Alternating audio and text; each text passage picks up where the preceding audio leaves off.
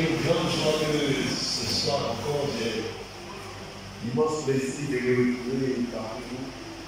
Je veux vraiment être reconnaissant au Seigneur et lui rendre toute la gloire pour cette occasion-là. Que Dieu vous bénisse. Je veux également dire merci au Seigneur pour le pasteur, mon frère, le pasteur Yahweh Komi, le missionnaire de l'ONU et leurs épouses, les servants de Dieu. Que Dieu vous bénisse. Je veux également saluer les anciens de l'Église que je reconnais certains. Soyez bénis, peuple de Dieu. Amen. Et mon épouse également me charge de vous transmettre ses amitiés. Elle aurait été la femme. Elle dirige ce soir une cellule à la maison. Donc elle dirige. Je pense que peut-être par la grâce de Dieu vendredi, certainement c'est là Dieu. Que le Seigneur vous bénisse. Amen. Alors je suis aussi avec les responsables de l'église, l'ancien Sego.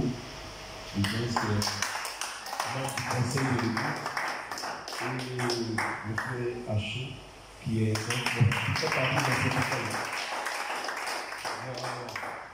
Que le nom du Seigneur soit béni.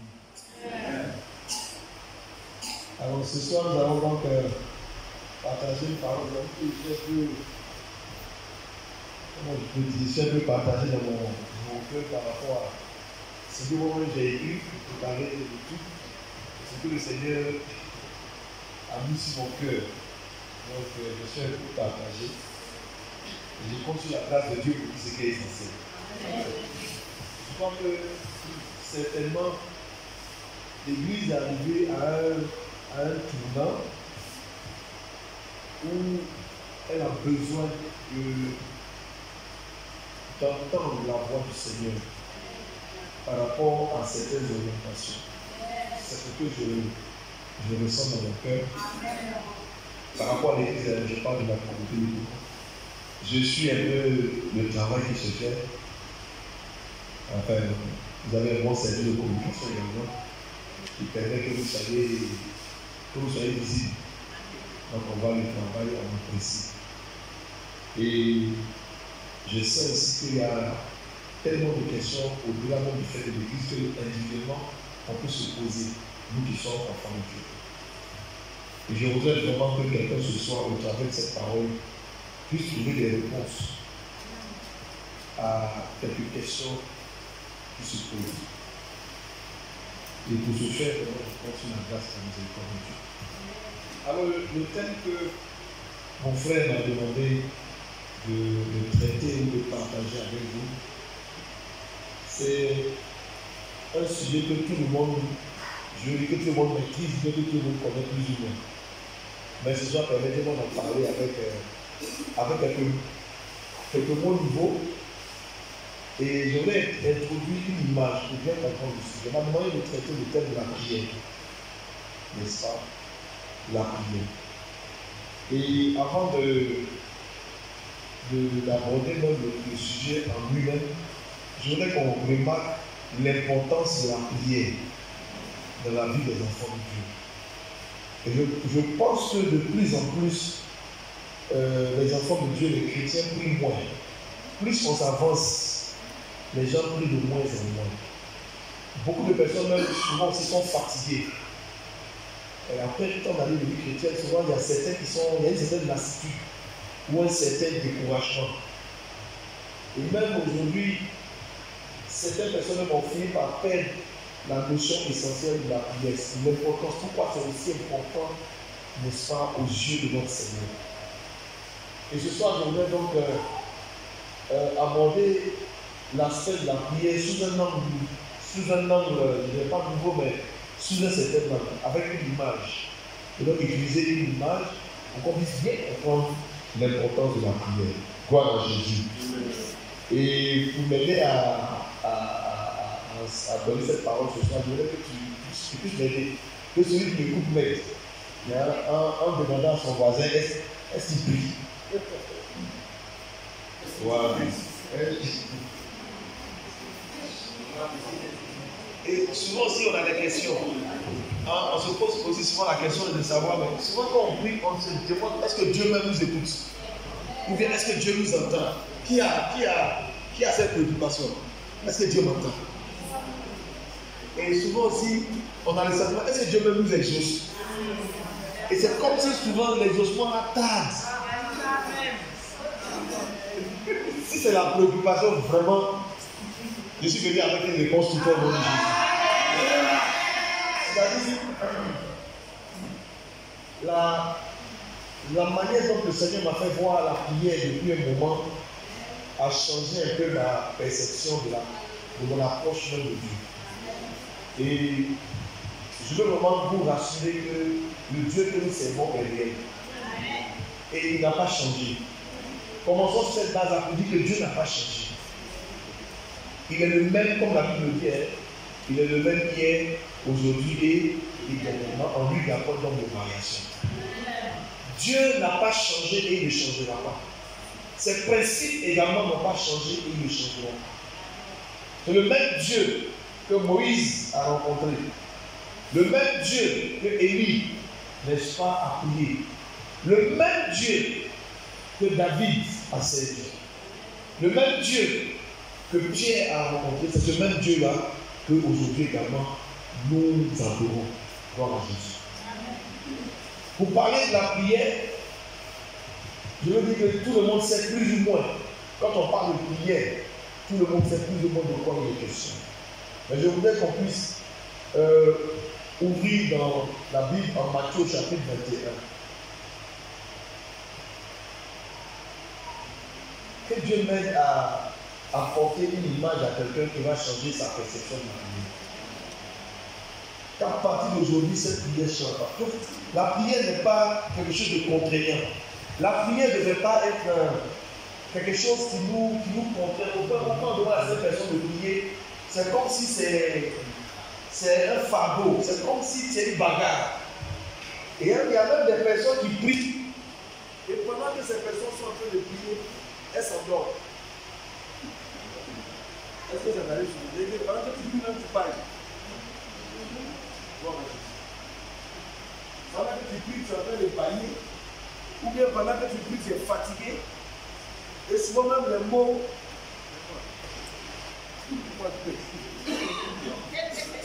On dit souvent n'importe quoi. Absolument. Et tu es en train de prier et puis tu te surprends à dire n'importe quoi. Et tu as prié avec des formules. Vous écoutez quelqu'un parler, appuyer, vous allez voir qu'il répète la même chose. Quelqu'un a commencé à prier, éclairez mon Dieu, mon roi, tout le monde va dire. Ça vous laisse d'avoir des formules préparées. La prière, il y a ton voisin, la prière, c'est bien plus que cela. Non, non. La prière va au-delà de ça. La prière, ce n'est pas une formule. Quand tu pries, voilà, il faut dire ceci, il faut dire cela. La prière, ce n'est pas ça. La prière, non plus, ce n'est pas une récitation. Gloire à Jésus. Ce n'est pas une récitation. Je voudrais ce soir introduire la prière sur un autre angle. Après toutes ces années au service de Dieu, bon, c'est pas pourquoi. C'est un vrai sujet. On ne finira jamais de connaître le Seigneur. Chaque jour, on apprend. Et je pourrais dire que aujourd'hui, je regarde la prière comme une rencontre. Je regarde la prière comme une rencontre avec Dieu. Une rencontre avec le Seigneur.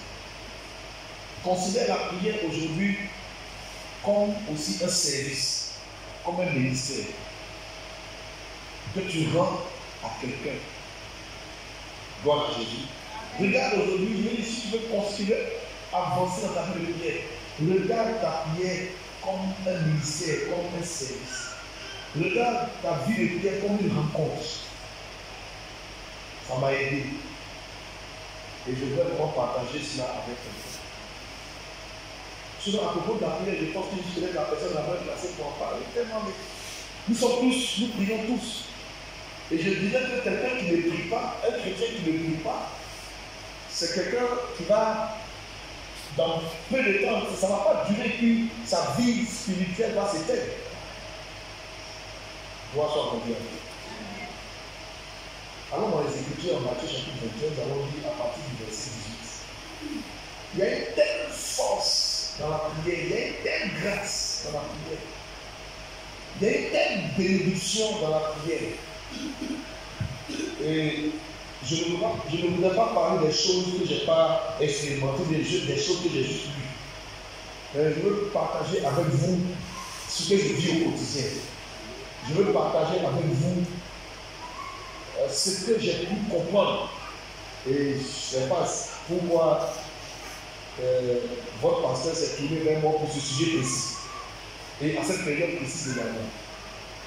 Mais quand je préparais ce moment, comme je vous l'ai dit tout à l'heure, j'ai le sentiment que l'église de l'épouvant, l'église de prière de l'épouvant, a besoin d'orientation. Et comme c'est arrivé à un carrefour où il fallait vraiment que Dieu parle, et cela ne peut se faire que dans la prière. Quand on parle de rencontre également, tu veux également développer ce qu'on appelle l'intimité. Chercher à se rapprocher de lui. Alors nous lisons ensemble en Matthieu chapitre 21, à partir du verset 18 au verset 22. Le matin, en retournant à la ville, il eut faim. En parlant du Seigneur Jésus. Voyant un figuier sur le chemin, il s'en approcha. Mais il n'y trouva que des feuilles. Et il lui dit que jamais fruit ne naisse de toi. Et à l'instant, le figuier sécha. Les disciples qui virent cela furent étonnés et dirent: comment ce figuier est-il devenu sec en un instant? Jésus leur répondit: je vous le dis en vérité, si vous aviez de la foi et que vous ne doutiez point, non seulement vous feriez ce qui a été fait à ce figuier, mais quand vous diriez à cette montagne: ôte-toi de là et jette-toi dans la mer, cela se ferait. Et au verset 22, tout ce que vous demanderez avec foi par la prière, vous le recevez. Amen. Amen.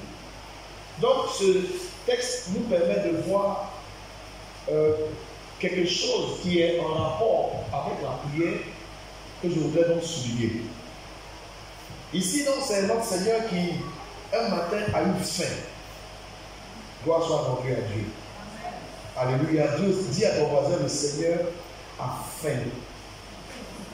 Et non, tu ne dis pas bien.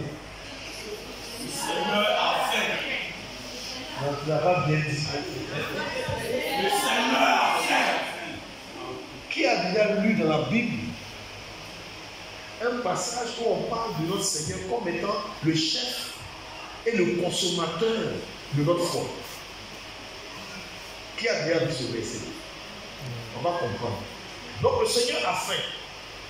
Il s'approche du figuier qu'il trouve sur le chemin. Et quand il vient, ce qui a attiré son attention, c'est que le figuier avait des belles feuilles. Mais quand il s'approche du figuier, il ne trouve pas de fruits. Il n'y a pas de fruits dans le figuier. Je ne sais pas si c'est parce que ce n'est pas la saison, je ne sais pas. Mais en tout cas, le figuier aurait dû savoir que celui qui s'approche de lui là, qui il est en réalité. Le figuier, alors le Seigneur s'approche, il ne trouve pas le figuier.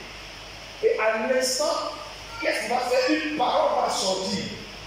Il va dire ceci, on dit qu'il dit. On n'a pas dit qu'il pria. Je ne sais pas si vous avez remarqué ici. On dit qu'il dit là. C'est au verset 22 que nous comprenons quelque chose en rapport avec la prière. Mais en ce qui concerne le Seigneur, il s'adresse au figuier. Il va dire au figuier que jamais fruit ne naisse de toi. Et la Bible dit que automatiquement, sur cette déclaration de notre Seigneur Jésus-Christ, le figuier a séché. Et ça a étonné les disciples. Pourquoi le Seigneur l'a fait? Quand il avait fait, il était avec ses disciples et, à mon sens, il voulait leur enseigner quelque chose. Alléluia. Et Jésus, donc, il voit ses disciples étonnés, qui lui posent la question: mais comment ce figuier est-il devenu sec en un instant?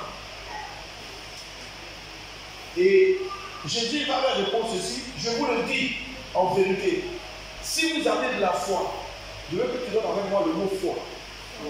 Il dit: si vous avez quoi? De la foi. c'est là que je vais commencer ce que j'ai appris. Si vous avez de la foi et que vous ne doutiez point, alors non seulement vous feriez ce qui a été fait à ce figuier, mais même quand vous diriez à cette montagne, ôte-toi de là et jette-toi dans la mer, cela se ferait. Et le verset 22 dit, tout ce que vous demanderez avec foi par la prière, vous le recevez. Amen. Est-ce qu'on peut lire ce verset ensemble? Nous tous ensemble, on peut lire le verset 22. On va ensemble à 3. 1, 2, 3. Tout ce que vous demanderez avec foi par la prière, vous le recevez. Ici, je veux juste, je pense que à propos de la prière, tout le monde sait que quand on parle de prière dans la maison de Dieu, il s'agit donc de parler à Dieu. Quand on parle de prière, il s'agit donc de s'adresser à Dieu. Quand on parle de prière, il s'agit donc, pour l'enfant de Dieu que nous sommes, d'être en communion avec Dieu. C'est pourquoi j'ai parlé tantôt de quoi? De rencontre. Mais je vais développer la prière aujourd'hui sous un autre aspect. Hein? D'accord? Je ne dirais pas quand il faut prier, il faut faire comme ça. Mais il y a un point que je voudrais souligner avec vous, et je vais bien le traiter aujourd'hui, que Dieu me permet de le traiter également vendredi. Et je voudrais avec vous poser une action prophétique, si le pasteur me permet, que chacun de vous, dit après, communiquer avec l'église, que chacun vienne avec une bouteille d'huile le vendredi. Une bouteille d'huile, hein? Une petite bouteille, hein? Et nous allons prier. Et j'ai envoyé des consignes que j'ai reçues par rapport à les choses qu'il faut faire. Et le dimanche également, vous pouvez voir à Jésus. Vous allez voir, il y a des choses qui sont tellement simples, parce que je ne savais pas que c'était, bon, je ne dirais pas que c'était aussi simple. Mais c'est d'une évidence, mais c'est comme si c'était caché et voilé et on ne fait pas attention. Je vous assure, qui a déjà lu dans la Bible un passage que le Seigneur dit à ses disciples, quand vous priez, ne multipliez pas de belles paroles. Qui a bien vu ça? Ne faites pas comme les païens qui croient qu'à force de paroles, ils seront exaucés. Donc, si on dit que la prière, ça va parler beaucoup. Enfin, si je regarde ce que Jésus a dit, il dit, ne faites pas comme les païens qui pensent qu'à force de quoi? De paroles, de multiplier les paroles, ils seront exaucés. Et puis, il va même vous dire que votre Père, c'est de quoi vous avez besoin avant même que... Alors, moi, la chose me dit, bon, le monsieur, notre Père, quand vous venez de le boss, notre Dieu, il sait ce dont on a besoin. Ou bien, avant que tu ouvres ta bouche, il sait ce dont tu as besoin. On part sur ce postulat. Et maintenant, lui-même te demande de faire quoi? De prier. Et puis il te dit non, il ne faut pas multiplier de vaines paroles. Alors, d'où ça? Donc, ça veut dire qu'il ne faut pas multiplier. Donc, ça veut dire que la prière, au-delà du fait de parler à Dieu, la prière, c'est aussi autre chose. Est-ce que je parle à quelqu'un ce soir? Il dit tout ce que vous demanderez, avec quoi? Avec foi, par la prière, vous le recevrez. Autrement dit, il y a quelque chose dont nous avons besoin et que nous devons utiliser quand nous sommes en train de prier. Ça s'appelle quoi? La foi. Beaucoup de personnes, quand elles prient, n'appliquent pas la foi. Alors, on ne peut pas enseigner, bien parler de la prière sans parler aussi de quoi? De la foi. C'est impossible. C'est comme tu as une pièce de 25, il y a deux côtés. On peut dire qu'un côté c'est la prière, mais l'autre côté de la même pièce c'est la foi.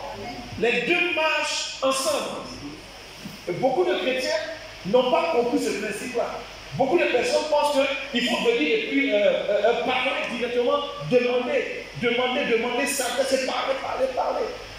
Certaines personnes ont besoin de guides de prière. Comme j'ai dit, ne parlons pas de guides, mais des prières qui sont déjà écrites et qu'on leur demande de répéter. Pour certaines personnes, la prière est devenue comme une récitation. Ou bien la prière est devenue comme une formule. La prière, c'est bien plus que cela. Est-ce que je peux dire ça à quelqu'un ce soir? Dans la prière, ce qui est essentiel, c'est de comprendre que tu as besoin de quoi? De la foi. Quelqu'un peut lire pour moi Hébreux chapitre 11, verset 6. Il y a quelque chose que je veux définir, que je veux que tu comprennes. Et je pense qu'on le sait tous, mais on n'arrive pas à l'appliquer. Or la foi. Merci. Or la foi. Sans la foi, il est impossible de lui être agréable.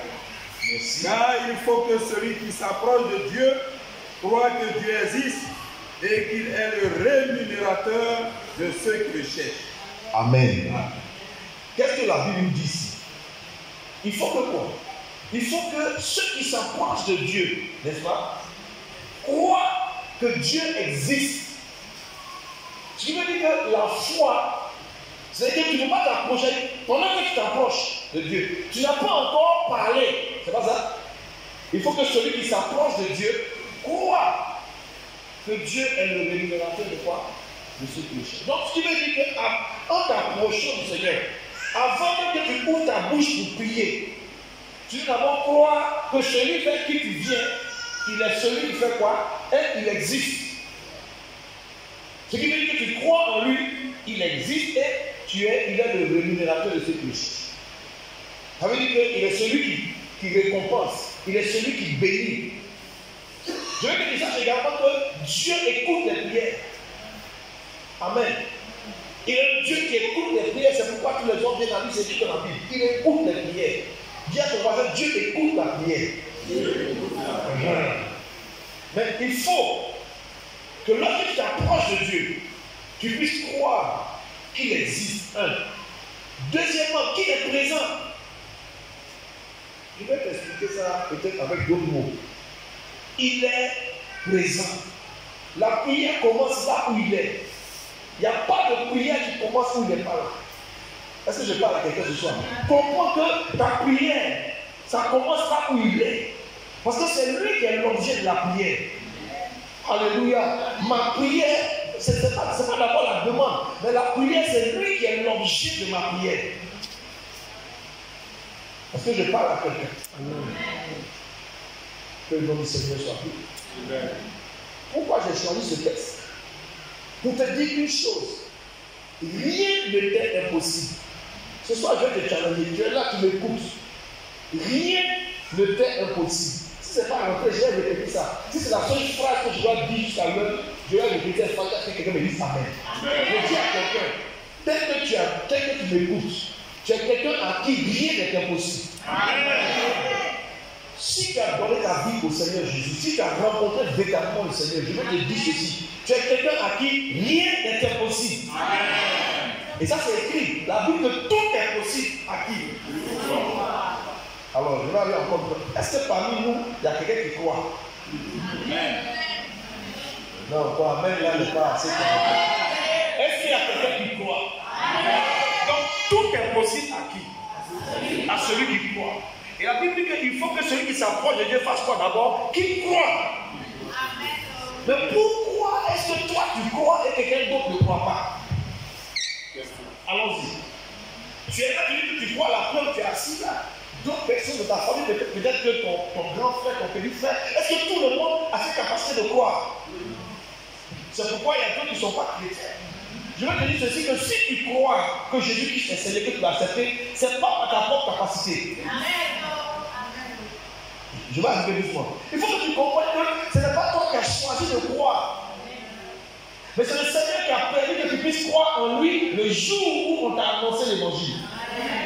Et ce jour où tu as dit, oui Seigneur, je te reçois. Oui Seigneur, je t'accepte. Ce jour-là, tu n'as pas seulement accepté Christ. Tu n'as pas seulement accepté Jésus seulement. Il y a bien plus qui s'est produit dont tu n'as pas conscience. Dans Jean chapitre 1, la Bible dit qu'au commencement était la parole. Quelqu'un me suit? Et la parole était avec Dieu. Et la parole était Dieu. Elle était au commencement avec Dieu. Toutes choses ont été faites par elle. Cette parole-là, c'est qui? C'est Dieu. Toutes choses ont été faites par elle. Et rien de ce qui a été fait n'a été fait sans elle. C'est qui? La parole de qui? La parole de Dieu. Et maintenant, on dit, en elle était la vie. Pas ça. Et cette vie était la lumière des hommes. Est-ce que vous me suivez? Après, on dit un peu plus loin que cette parole a fait quoi? Elle est venue parmi les siens.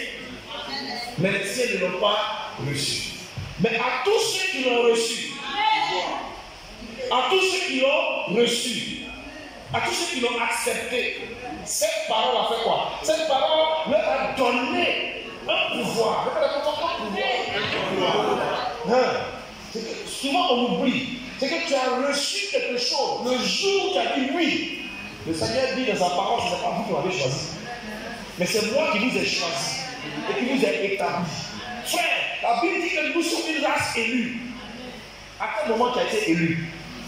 Tu ne t'es même pas connu. La Bible dit que cette élection a eu lieu avant même la création du monde. Tu te veux dire que tel que tu vivais là, c'est parce que tu as été choisi par Dieu. Qu'au jour de Dieu, quand tu as entendu l'évangile, ton cœur a été touché, tu as dit oui. Tu dois plusieurs personnes entendre, mais ne reçois pas cette parole. Mais toi, parce que tu as été choisi, cette capacité a été donnée de faire quoi? De recevoir la parole, d'accepter la parole. La Bible, c'est un pouvoir qui t'a été, il faut bien écouter, c'est un pouvoir. Autrement dit, tu as reçu quelque chose le jour où tu as dit oui, Seigneur. Mais tu n'es pas en train d'utiliser ce qu'on t'a donné. J'arrive. Maintenant, ce que tu as reçu là, c'est quoi? C'est qui? On dit c'est qui? Tu as reçu qui? La parole de qui? Donc, Dieu t'a donné quoi? Si tu as reçu la parole de Dieu, ça veut dire que Dieu t'a donné. Tu as reçu quelque chose que Dieu t'a donné. Tu dis que j'ai reçu la parole de Dieu. Donc, il t'a donné quoi? C'est ce que je viens de dire. Il t'a donné sa parole. Parce que c'est ce qu'il dit. On se comprend. Dieu t'a donné sa parole. Et puis, avec quoi? Tu as reçu sa parole. Est-ce que quelqu'un comprend ce français que je prêche? Je dis ça, je vais parler.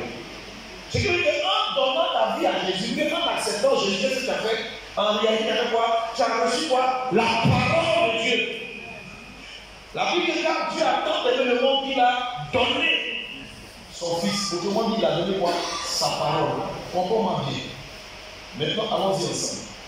Si le frère a pété, on dit que c'est un homme de parole. S'il me donne sa parole, alors s'il me donne sa parole, sur un fait, est-ce que je peux m'inquiéter encore? Il dit, moi, j'ai un besoin. Ah, vraiment, le jeune. Quand j'entends, j'ai besoin de prendre le carburant, il faut prendre du carburant. Et puis non, il n'y a pas de problème, je m'occupe de ça. Est-ce que quand il a fini de me donner sa parole, je peux encore être inquiet par rapport à mon retour? Non, on va pas être d'accord avec ça. Ben, tout ce que je vais dire dépend aussi. Bon, on va pas laisser l'ancien. Regarde le plus important. Le maire du Toulon. Si tu te rencontres, tu veux un terrain, et puis le maire te dit, je te donne ma parole. Et tout le monde sait que c'est un homme qui tient sa parole. Est-ce que quand tu sors du bureau du maire, toi tu t'es rentré inquiet, tu avais besoin d'un terrain. Maintenant tu es allé et puis c'est eux qui dit, ok d'accord, j'ai compris, je te donne ma parole. Comment tu sors de son bureau? Comment on sort de son bureau? Peut-être qu'il y a de la chance. Bon, ok, allons plus maintenant, c'est le maire. Maintenant, tu rencontres le ministre de l'Intérieur, c'est qui? Tu rencontres le ministre avec Bakayoko. Tout le monde sait qu'il a un cœur généreux. Je pense à lui, ça va plus. Tu as l'opportunité de le rencontrer. Tu dis, monsieur le ministre, j'ai besoin vraiment de 150 millions pour construire une bureau. Et puis, il dit, ok, tu as ma parole, il n'y a pas de problème. En sortant de là, tu marches comment? Donc, on n'a qu'à se dire la vérité. Tu marches comment? Mais ta manière dont tu marches là, je vais te poser une question. Est-ce que quelqu'un peut faire la démarche? Bon. Non, je vais te poser une question. Quelqu'un? C'est-à-dire, tu sors du bureau du ministre, tu allais te poser ta demande. Et puis, il t'a dit, je te donne quoi? Ma parole. Ça, c'est un besoin de vouloir qu'il faille un moyen pour construire une bureau. Comment, quand tu sors de là, comment tu qui marche. Vrai. Qui veut montrer comment il va marcher en sortant de là? Eh ouais, mon frère, alors. Comment tu vas marcher en sortant de là? Maintenant, vous savez comment il marche, non? Il marche avec quoi? Maintenant, fouillez ses poches.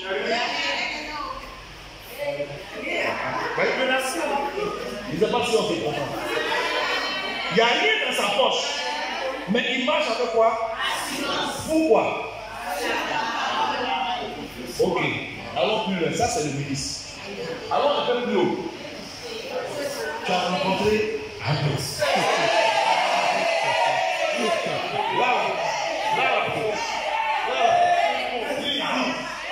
Lui, il dit, c'est que lui, il dit là. Lui, il fait. Lui, il dit longtemps avant. Et puis, c'est qu'il dit là. Et puis, tu as l'occasion de le rencontrer. Oh, tu as un problème sérieux. C'est que ta maman est couchée, elle est malade, elle a besoin d'être opérée, mais l'opération elle va être transférée d'urgence. Et puis l'opération va se faire là-bas. Et puis tu arrives à le rencontrer, voici mon problème. Et puis il te dit, ok, il n'y a pas de problème, tu as ma parole. J'avoue, en fait, là, quand tu sors de là, comment tu marches devant ta maman qui est malade? Comment tu te... Il y a un moment qui va commencer à pleurer. Vrai ou faux? Mais en tant que tu sors, il y a quoi dans ta poche? Mais pourquoi tu as de l'assurance sur la parole d'un homme, d'une personne? Maintenant, alors, ça c'est un homme, même le président, ça c'est un homme. Mais on va plus loin. Celui qui a créé le ciel et la terre, celui qui a créé tout ce qui existe, et puis avec quoi il a créé? Il a créé tout cela avec quoi? Avec quoi? Avec sa parole. Et lui maintenant, il te donne sa parole, et tu as accepté. Et quand tu as fait quoi? Tu as accepté sa parole. Et là, comment tu marches dans la vie? Quand tu as sa parole, mais tu as toujours quoi?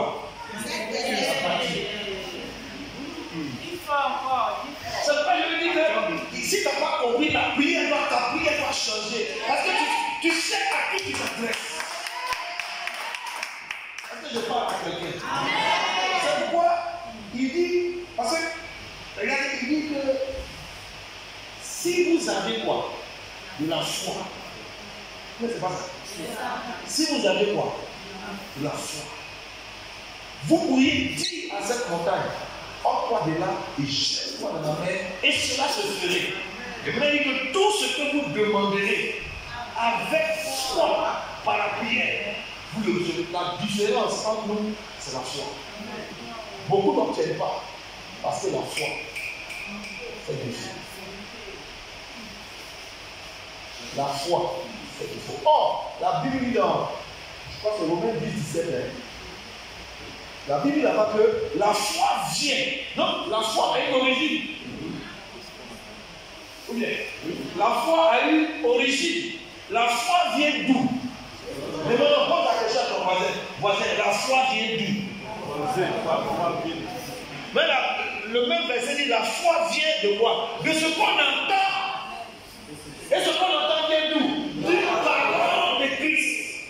Or, toi, cette parole, tu l'as reçue, tu l'as acceptée. Je te veux dire que le jour que tu as donné ta vie à Jésus, tu as reçu aussi quoi? Une mesure de foi. Amen. Ça, je ne savais pas si c'était au courant. Que tu avais déjà quoi? On dit ça, non?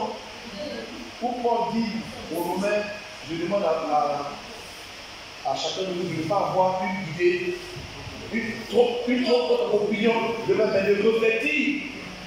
revêtir quoi? Des sentiments modestes selon la mesure de foi que Dieu a fait quoi? Que Dieu a donné à chacun de nous. Tu veux dire que Dieu a donné à chacun de nous quoi? La foi. Et cette foi vient du fait que tu as accepté Jésus. Et la foi vient de la parole de Christ. Dès le commencement de ta marche avec lui, il t'a donné quoi? La foi. Amen, amen. Cette foi est là. Quand tu as dit oui Seigneur, tu as accepté sa parole. Comprends qu'au-delà d'une personne, au-delà de Christ, c'est que le Fils de Dieu que tu as accepté, tu as aussi accepté quoi en lui? La parole de Dieu. Donc c'est comme si tu as la parole de Dieu avec toi. Et non seulement cette parole est animée, mais la foi aussi avec toi. La foi aussi qui a été tombée. Maintenant, regarde, la foi là, ça s'éteint. Ça diminue, ça baisse, ou bien ça augmente.